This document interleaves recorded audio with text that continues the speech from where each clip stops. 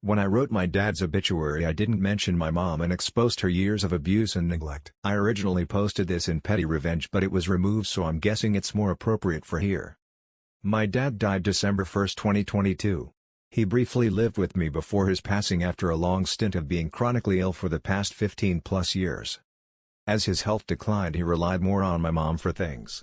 Prior to this, she was never a great person and fully took advantage of his disability and mobility issues as he declined. For years she claimed to be separated and divorced, talking to other men on the internet. She made claims many times she was going to move away and marry someone else. In addition, she took advantage of him financially.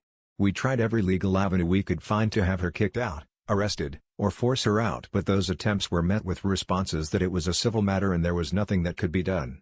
He made me durable POA and added me to all his accounts. This is a small portion of her abuse, but I promise her actions were no less than neglectful and exploitive. I'd tried for years to get my dad to move in with me, but he wasn't leaving the house he worked so hard to pay for. I brought him home on hospice the day after Thanksgiving and made sure his final days were the best they could be. After meeting with the funeral home to carry out his final wishes, I was told they required consent from my mother to allow me to cremate him.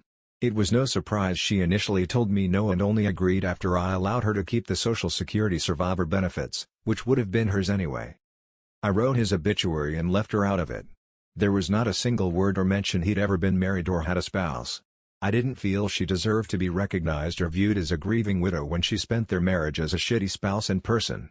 She lost her mind and there were many questions from friends and family alike. I've spent years in therapy working through maternal narcissistic abuse and believe if she didn't want me to talk about it, she shouldn't have done it. When people asked about it, I was honest about the years of abuse my father and I endured from her. I've completely ruined the public image and victim complex she spent years creating. I might be the villain and in this scenario, but I'd do it again in a heartbeat.